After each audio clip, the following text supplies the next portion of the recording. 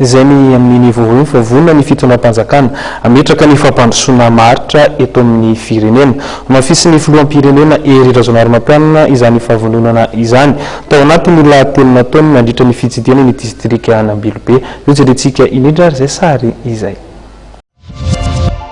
Tany amin'ny distrika Anambilobe no nentin'ny filohan'ny Repoblika Hery Rajaonarimampianina nanehoana ny fahavononana ny fitondram-panjakana ametraka ny fampandrosoana maritra eto amin'ny firenena. Ametraka ny faritra Idiana ho faritra fitaratra amin'ny alalan'ny fampandrosoana ratiokarena. Io no fanamby napetraka ny filohan'ny Repoblika tao anatin'ny kabarany.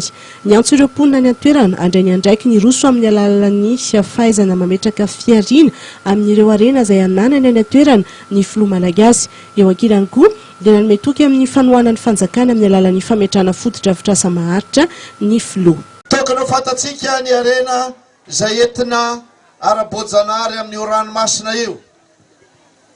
Io no tokony arena voalohany Madagasikara. Aza adino androany avo ilaza amin'ity hatramin'izay fa Madagasikara dia nosy. Ary rehefa mitenitsika hoe nosy dia inona dikan'izay? Misy tany ao ary misy ranomasina ao. N'Andriamanitra dia nanome tany sy rano iveloman'ny olona. Betsaka ianareo no mivelona amin'io. Ary ny jono dia anisan'ny fotom-pivelomana iray izay mahavelona, indrindra rakarakaraina ary afaka mitondra fampandrosoana ho an'ny firenena. Inona ny zavatra ataonay? Ankoatran'ny fanampinanareo hiaro ny tontolo iainana. Resaka amin'Andriamatoa minisitra eo, hoe be dia be ny vokatra eto aminareo.